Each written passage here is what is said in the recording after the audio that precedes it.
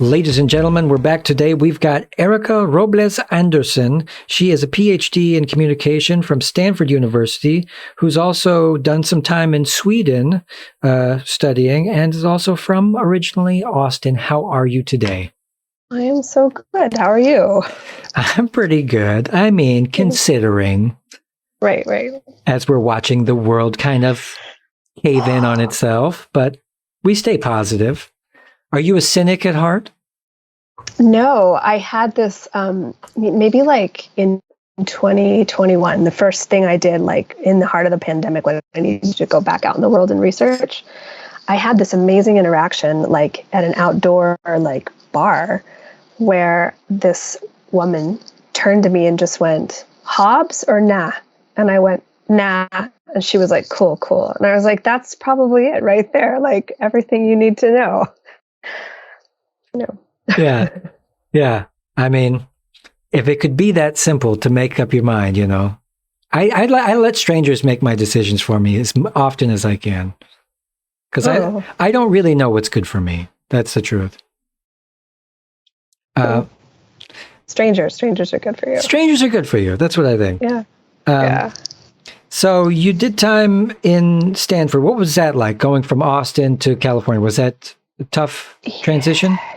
I think it was. I thought when you go to college, you learn about like live music, right? Or like music collections. And I went to college and I had the best CD collection, like to pat myself on the back. I was like, this is all right. I came from a place that has kind of a soundtrack and a really vibrant culture scene.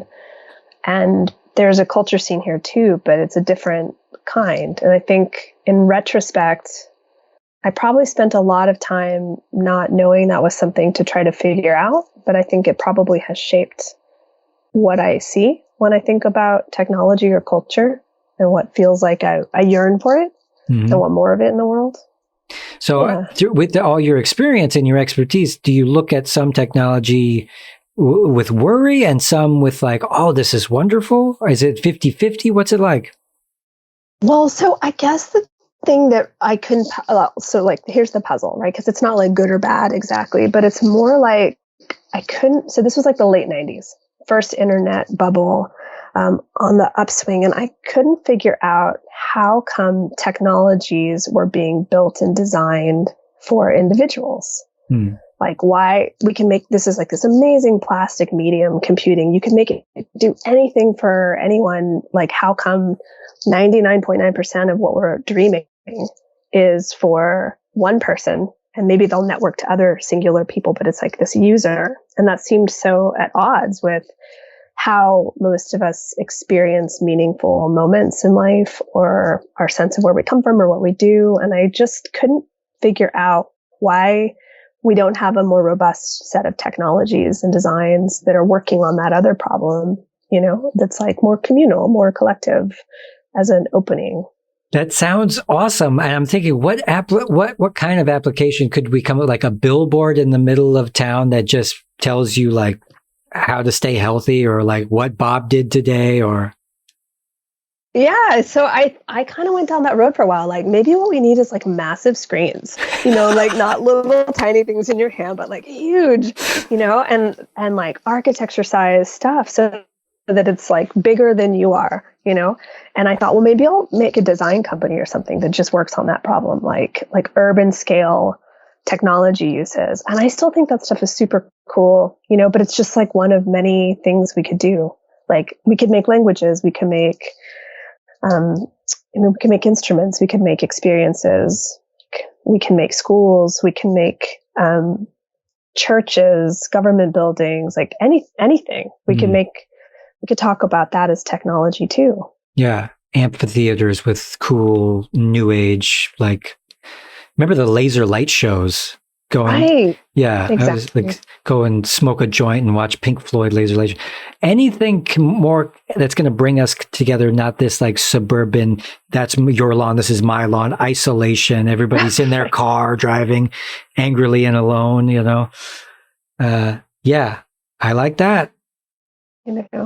public transit. I don't know, right? Like not the self-driving car, but the better train, or whatever the case is. And this is what the climate people say. They say there's nothing more horrible and isolating and inefficient than the car, when we should have had trains the whole time. Right. And or at least we don't have to make the trade-off. It doesn't have to be like either or, but I felt like there's plenty of really smart, creative people working on things for the individual. Maybe I can wish them well and think someone's got that covered. But what could use more help is this other side of the puzzle that deserves time and space and effort also. Yeah. So I want to go that way. Do you think the for-profit aspect of the economy makes for some of these things to be this way? I mean, on the one hand, it's always there, right? But I don't think that it's almost bigger than that. You almost have to get kind of metaphysical, right? Like, do you think that the fundamental way we are being in the world is fundamentally individual, isolated? You come into it as an individual and you experience it that way, or not, right? And if not, then there's all kinds of options, right? And it's not like capitalism, for example, like profit motives couldn't go explore those spaces too. They just don't actually. It's just this vast, big, broader perspective on being in the world with others. And that's most of what we're up to. Yeah. I mean, at the end of the day. And I think it's hard to just capitalize on certain aspects of community. Like, I mean, you could throw a music festival and they do frequently capitalize on that and sort of gouge people for tickets and stuff. But still, it's like there are aspects of like getting together. Do you think that are not even able to be like capitalized upon? I think so. I think there are. We worry that like the capital is going to saturate the economy, and then it's going to like eat everything else down to like the most intimate life that we have, right? And that's a story we tell ourselves all the time, especially with technology. But I think that in a funny way, it goes the other way. It's like the capital endeavors are like massive boats, and they can do like extraordinary damage. It's true. But the bigger story is the ocean, and that ocean part needs some language. We could focus on that too, not in a like Pollyanna kind of rose-tinted glasses way, but just that's most of what we're doing is sustained by a vibrant social fabric. We could talk about it. Yeah. Do you think that other cultures are getting it more right than Western culture as far as the integration of kind of media and communication technology? That's a really good question. I think the West. Hang on. Oh no, they got it. Okay, good. I think the West has a pronounced story about this kind of modern individual lament, right? It's a kind of story of a fall, and we're never going to get back to this immediate, like organic community stuff, and we're lamenting it, and we're trying to fix it all the time, and then we fall apart again, and we try to fix it, right? It's like this kind of like thing we do to ourselves over and over again. But I think that story is kind of bunk. So one way to sort of is to just look around at all the other parts of what's already in Western culture that never worked that way. Like it doesn't hold still very well anyway. So yeah, but so you wrote a book, or you have a book coming up. I didn't quite know. Yeah. So focuses on the transformation of Protestant worship space into a highly mediated, spectacular megachurch. What's this about? So when I had this sort of growing feeling of unease about technologies constructed for the individual in the late 90s, at the time I was, like programming and building things and interested in doing larger projects for collectivities.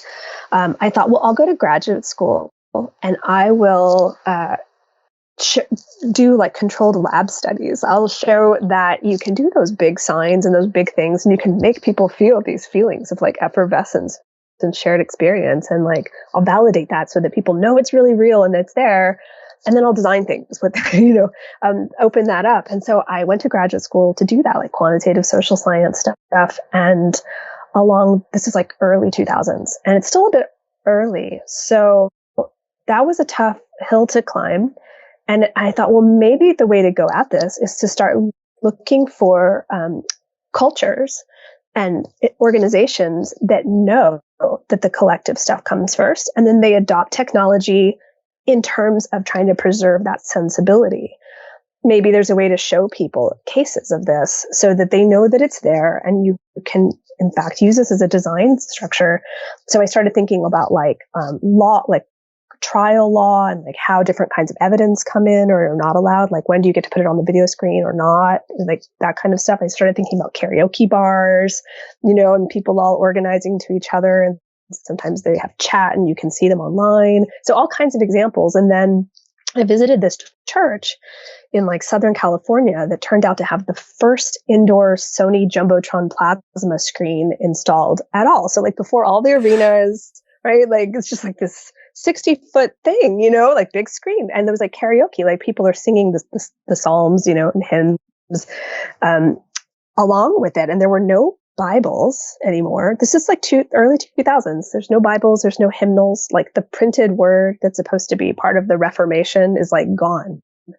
It's spectacular, right? You got the light show back, the whole thing. And I thought, well, this is funny, right? Like the Protestants who were really against this spectacular stuff are way out ahead of the curve, like bringing it back. That's interesting, And so I thought, well, the more I kept digging, the more I thought, like, this is a story we should tell as an example of something very traditional that becomes an innovation. Was it a particular branch of Protestantism, or was it like old school English Protestantism, or was it? Oh my gosh, wild! This is a Reformed church, which is Calvin's, like Calvinism, like okay. Dutch Reformed. Like the guy who founded it grew up speaking Dutch, So not some sort of like new spirituality at all. Right. So it's like, what are the resources that people are calling on to do these really innovative things with like modern architecture, media, the whole thing? Do you think, this is it's kind of a merging of Western modernism with old school Dutch Christian theology? Yeah. The first time I presented work about this in Europe, the crowd was like, well, yeah, but weren't churches always mega? Like to an American, this is very odd, but in Europe, they were like, well, of course, like cathedrals are a perfectly ordinary site of math and science. That's true. Sure. Yeah. Yeah. Come to think of it, they were all pretty mega. Yeah. Yeah. But in America, it's like a lot of these like roadside Baptist, Methodist kind of things. It could just be a trailer or a hole in the wall. They didn't need a big church in Mississippi. And I kind of seen all kinds of things going across the country. And the mega church really only exists probably in New York City and, Salt Lake City. I think those are the two big ones. Right. And there weren't, I think up until the late 20th century, there's maybe, a handful of churches that are big like this. And then they explode all of a sudden in just the moment when we're simultaneously telling the story about atomization and distance and bowling alone and like anomie and the rise of neoliberalism. All of that is happening exactly at the same time that these spectacular forms of gathering are making use of really innovative media technology to try to corral people back together. So as an objective viewer, or you're viewing from the outside, kind of looking at this thing, what's the social cohesion factor? Is this something that you feel is incredibly beneficial in its structure and its kind of its vibe? It's probably a mix, right? It's like all institutions. It's probably got some enormously helpful things for people's lives, and sometimes sites of all of the ordinary cronyisms and corruptions and abuses that you find in the university, right, or the healthcare system. It's a big institution, so I never want to be like championing like something is like, oh, they've got it right, right. They've locked onto the proper thing, but it does open up my imagination for thinking like, hey, like there's a lot more room to design and play with space and technology. And that's cool. Yeah. And this is under the surface, do you think there's this feeling of I know it's been lost in translation throughout the years, but this feeling like you're going to church to kind of be good or be virtuous or learn how to be virtuous, or do you think that still exists in these kind of places? I do. Yeah. I mean, we don't. That's a funny conversation. I think about that a lot these days. Like, are we allowed to talk about virtue and being good? Like, Or is it just a symbol of, or, yeah. Yeah. We can't just wear titles. We have to actually do stuff. Yeah. No, I mean, I think that's the thing maybe to have to wrestle with now, right? Given technology, given like the fears of like AI and the metaverse and automations, like, is there a virtue conversation that we should be having? This is a good one. What's your consensus on AI or artificial intelligence? What do they call it? Machine learning. Are you scared? No, I'm not, but I think, I've been trying to do some work. I have a fantastic colleague named Scott Ferguson, who's like a film scholar, and we've been writing a bit about affordances in the metaverse and treading into this question of like maybe the issue is thinking like, what do we decide counts as technology, and like what are the other things that don't get to count as technology? So like we can be scared of AI because it seems like it's both like in the future, right on the horizon, and it's total and complete. But that sounds an awful lot like the Odyssey. That sounds like some like omnipotent, it's going to be all powerful. So will it be good or bad, but it will definitely, it's like that kind of like accelerationist fantasy of terror. I just don't think is that helpful. So figuring out like what are the things we care about and what kind of world do we want to build seems like a much better frame than like that level of But concern. it's so fun to be so scared about something, Right. It's like something from the not too distant future to just be scared to death of. It's like a cheap thrill. It's like a roller coaster ride. It's just a quick little cheap, yeah. Right. But Right. but I agree. I mean, it's not good or bad. It depends on how you apply it. I understand this. But I'm not a musician. Is it different for musicians? Because, well, I'm not worried someone's going to write my papers, but. Yeah, there's these apps now that can make you a movie score. And so every little job that it takes, now that doesn't take like somebody like me to playing the banjo, singing a song. That's not going to take my job, but it's going to take somebody's job somewhere and cheapen music as an art form. But that's the argument, though, is like as we go along, are these dead ends or are these new tools to work with and do something different? I'm a cynic, so. I mean, I always think they're going to be used to undermine someone making a case that what they do is valuable, even if they never work. Right? That's the thing. It's like it doesn't have to work to kind of scare you into accepting a bit of a lower pay or a lack of organization in your workplace. It's like the what's the term now? Prompt engineer. People in the future will just be prompt engineers, and that's just somebody who types something into a search bar or something. Or is that adequate enough for people? I mean, don't we need challenging work too? Yeah, I mean, or like, shouldn't our tools make us more capable of participating in creation? Like more capable of engaging in the process of being with each other? If it's not giving us that kind of growth, then why would we want to do that? Yeah. Well, and this is why I'm probably more weary than you are about technology, because I feel like it just layers abstractions upon abstractions when we probably should just be sitting in the grass and letting bugs crawl on us and foraging and just, playing music and being jolly. Oh, I'm super for that. Okay, good.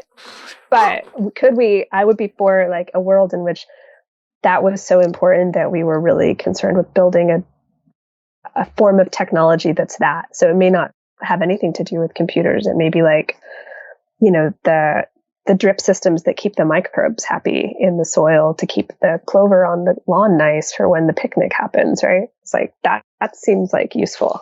I like you. I knew I liked you. Drips to keep the microbes happy in the soil. Now you're talking my language. Yeah, I mean, to get to this point of technology where we really won't have to do anything, and we can play all day because we've got our robot farmers, tractors out there doing AI, machine learning, checking the weeds, pulling the weeds out, harvesting the vegetables, and doing everything right instead of this kind of scorched earth kind of industrial agriculture we have now. Yeah. Do you think that's going to be possible? Can we live in a communist utopia where nobody has to work? I am for work, but I want everyone's work to be valued. I would put it that way. Well, I think dancing is endeavors. Yeah, exactly. If humans are doing it, it's valuable. I'll go that way. Yeah. Oh, okay. I agree with that. Yeah. Because I'm a good dancer. And when robots take all the other jobs, I want to be locked into a position where I could just boogie for, to have value in society. That you dance is so valuable. You should only dance. Like, just walk down, no more walking, it's so, yes, absolutely. All right. Well, there's no revolution without the dancing, for sure. Well, you're a Ph.D., which means you're a doctor of sorts. And so I'll say my doctor told me I need to dance when I walk. And so that's what I'm going to do from now on. I'm dancing and walking. I think, I'm here to doctor philosophies. All right. And that's the task, wherever you encounter one. Yeah. So, well, tell me something about Sweden, because you went from Austin to California, and then you found yourself in Sweden. Oh, so after California, I was there for a long time, and it's very sunny in California. And I was like, I'm done with the sunshine, right? Yeah. I'm going to go somewhere like dark. And so I was like, maybe I'll go to Alaska. But there's this wonderful program in like Umeå, which is like northern Sweden, like right at the edge of the Arctic, kind of like north. They have a fantastic program there that's like a digital like humanities lab.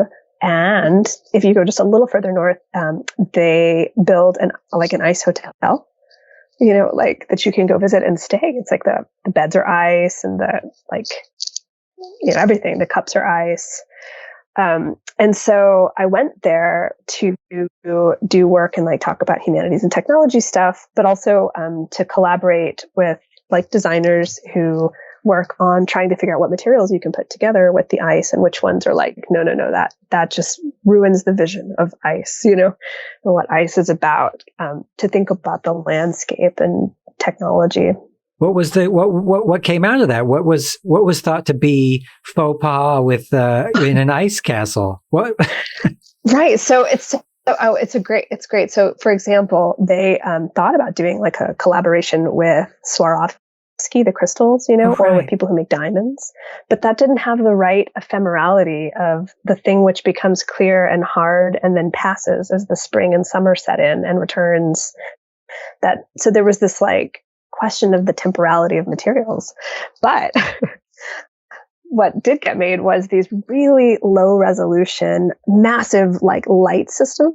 So back to our laser show, right? They were embedded into glacial ice, and they had these huge bulbs. So they're not like high res at all. They're like the opposite. They would like slowly ambiently change, like Northern Lights style, like covered completely in ice, because electronics light cold, just not wet. And to give the whole space this like beautiful, like sculptural luminosity, as the architecture for being in the north. I love that. And I would say, like, I see fog, I see blue, I'm cold. I mean, yeah.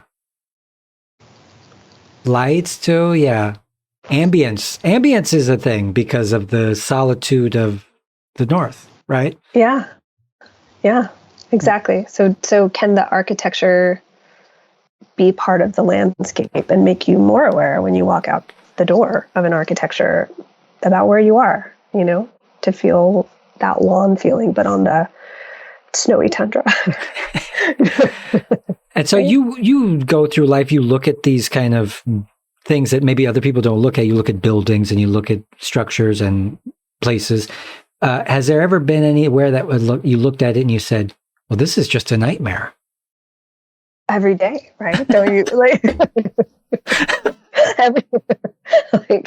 Yeah, it's a tough way to live whenever you're like, everything is fixable slightly, um, but in a way, like, it also means like 5% difference really shifts how you can think about a thing, right?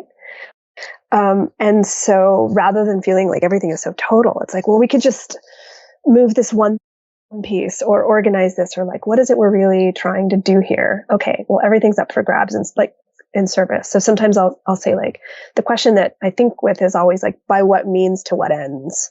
They're like these constitutive things, but you don't have one or the other. You're always in this kind of organizing towards that sensibility, feeding it. Yeah. Do you tend to lean more on utilitarian kind of beauty, or do you see that there's room for, frivolous things in aesthetics like that? Would you find a factory attractive? I think beauty is a verb, and like partially it's who is it for, right? Who are the stakeholders? But I think I have a pretty capacious vision of beauty. But it should be generative. It should feel like it opens requisite varieties up, not necessarily shuts them down. Like, in my mind, I often use this example, like, in my mind, there's not like one voice. It's like, I'm always hearing a noisy cafe of voices. Like, and that moment in a cafe that works is when, you'll hear like 12 voices suddenly bust into laughing together. Like, whatever it is you can do to make everyone from all the different perspectives agree that felt good is like a win. I like that. I need to feel that way more often. Maybe we will one day.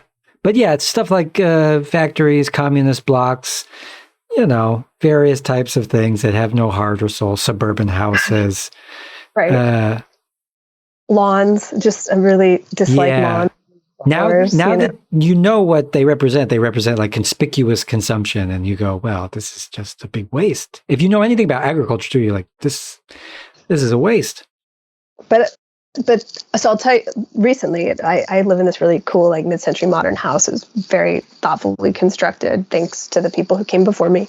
But we recently, as like along these lines of thought, ripped out our lawn and replaced the whole thing with clover, like, which is delightful and cute, but it's like good for the pollinators. You never have to mow it because the clover only grows so tall. So it's like a perfectly reasonable sit on the, lawn and have a picnic. But the political economy of clover is completely different than grass, How so? Like, because you never have to cut it, and it doesn't keep growing. It also, like, we live in a part of the country where there are like ticks and Lyme disease, but the ticks like to climb up to the top of tall things and hang on and wait.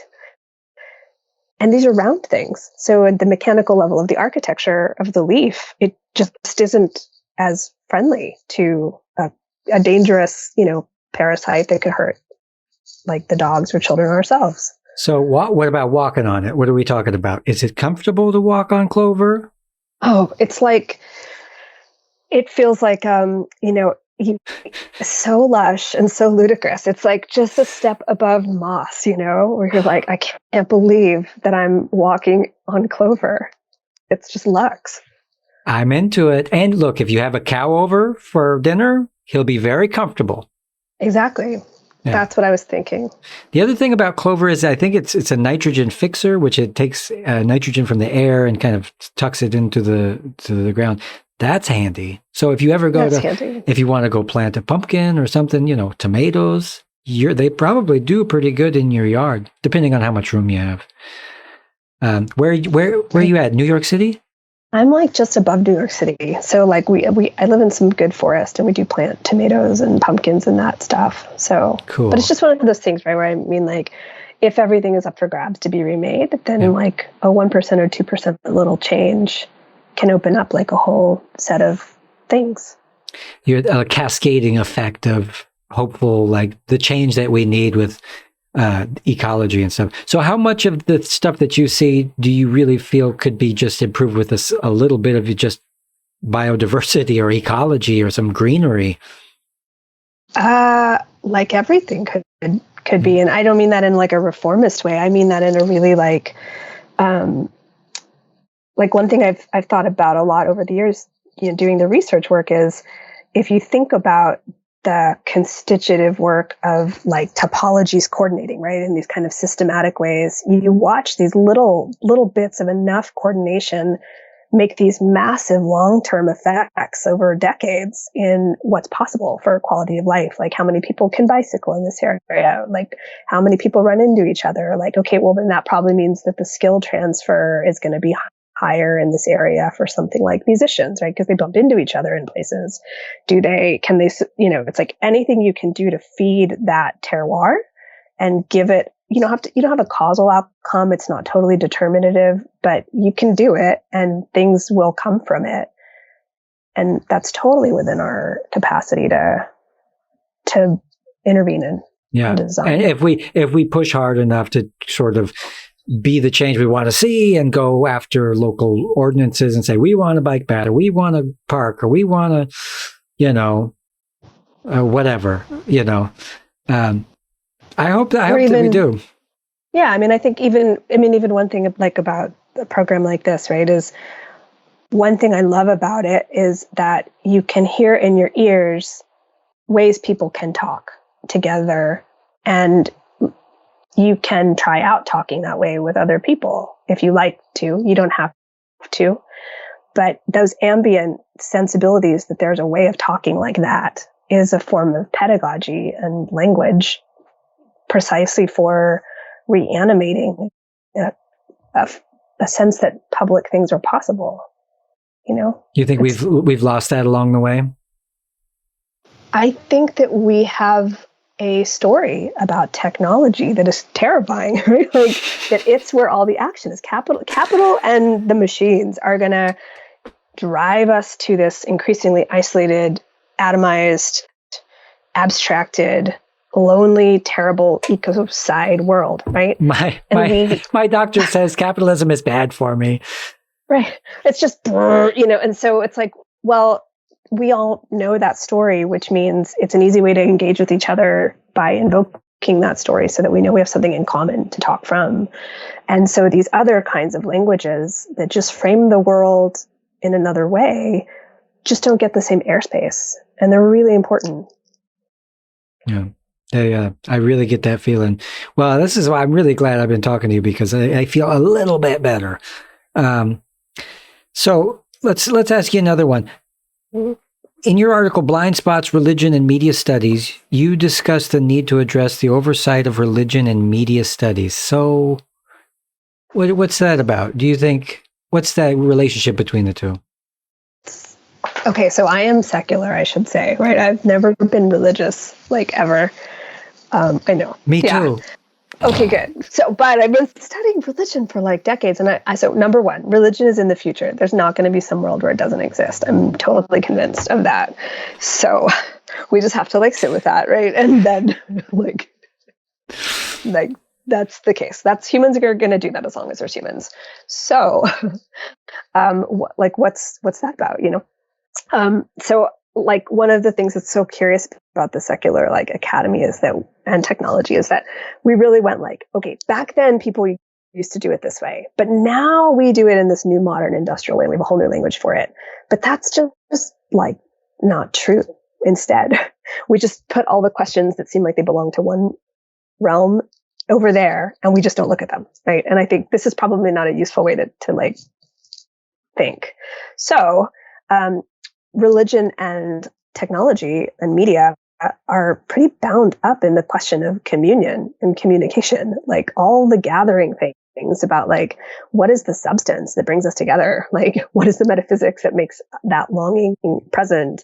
Like, what is happening in all of that? Those are old human questions. And the medium stuff has replaced and disavowed that it's part of that tradition, but it really is. Really. I mean, theology is really a kind of media studies with like metaphysics on top, So beyond the mega churches and stuff that we see and stuff that there is waning like religious rates of religious people. Are we going to need to reinvent a thing like that? Are we going to need to reinvent a religion? Because religion seems like it's on its way out. What else can we use for social cohesion? Should we start a club, sewing circle? What should we do? I mean, I don't know that it's on its way out. It's just up and down in these interesting ways. So it was for a long time. It looked like, at least in the West, like right in Western Europe, especially, it looked like it was on its way down. Mm-hmm. But now we live in a moment of like Christian nationalisms and upticks of Hindutva. Well, that's true. But Jesus was a socialist, and that's the last thing those people want to hear. That's true. That's true. But we don't even read their texts anymore. Right. So I don't even know what to tell, So bare minimum, it's like I need to keep some contact with like sacred texts, et cetera, to figure out even politics, right. And what that's tapping into. And then there's the people in Silicon Valley who are doing things like effective altruisms, and long now. And like they're flirting with metaphysics. They may not have a very like a form we like, but it's not that they're not playing at these realms of ethics. So this substance and this effective altruism, is this a kind of philanthropy where you try to find out what's good or what's good for you? And what is that? I think it's what's good for you. You know what's good, and then you utilitarian good at the world, right? Yeah. So it would be really helpful for people to have some contact with the kinds of arguments that have traditionally been used to shut some of that down faster. And that too comes out of theological debates. Like I can't just be like, you're an Arminian. Like that would make no sense. Like you're violating not effective. Yeah. I would prefer a more democratic thought as to where the like wealth that we create as a species. It's not just one guy who says, "Oh, I'm the CEO." No, it's everybody. We're all doing this together. I'd like to see a better relationship to the way that the wealth is distributed and how that is spent in like ideas, right? Yeah. Do you think what kinds of institutions or organizations do you think would be in a society like that? We could go back. We could probably go back in time and like refund some programs that we stopped funding, and just let's start with the basics of like the health stuff and like the mental health stuff and like the baseline. Like you lived in Sweden and you knew that these people had a baseline life. Like they're not going to slip between the cracks too hard. There's not very many homeless people in Sweden for many reasons, but one is because they tax their billionaires at 50%, and in America we tax them at 1%. Right. So maybe we could just do that, and then we'll go from there. Maybe I'd be happy for a little while. Do you think something would have to happen first to like turn around that bend to taxation? We'll have to get out the guillotine again, brush off the dust, take off the sheet. And how else? Revolution. Revolution is the only way that we're either going to lean towards fascism, because that's always behind the door. Fascism are some industrialists that are pushing this forward. And then on the other hand, we have the people who, how much can they take before they start doing like what the French have been doing this last few months or whatever it is? Right. Good for them. Right. Yeah. Right. But, yeah. I mean, I'm always thinking about like the day after that happens, will someone have like a education system ready to go, or an art center, or like these little basic things that maybe we could do the legwork now, like right. Yeah, a post-apocalyptic plan for education after everything has fallen. It's like classroom that's got Molotov cocktails flying through the windows. Like, we're trying to teach you, just take the Molotov, throw it back outside, and listen. Yeah, exactly. And then let's get back to like the library and what you want to do for yourself, right? It's like Molotov cocktail plus like your aesthetic education. Exactly. Organic gardening. There you go. Grow your own gosh darn food. Exactly. Grow your own flammables. I don't know. Yeah, how could you do that? Ethanol? Sometimes distill your own whiskey and then, yeah. There would be like a sheep portion with wool to soak, Those are sheep that are specifically for Molotov cocktails. So Exactly. They're revolutionary sheep. Thank you. Yeah, yeah, power to the people, animal power. exactly. Well, we'll leave it there. You come back and do it again, okay? Yeah, and if you're, around, come sit on the lawn and we'll picnic. I'll bring my cow. I love it. Okay, good. Yeah. Have a good day. All right. We'll sign off to everybody. We'll talk next time. Bye. Bye.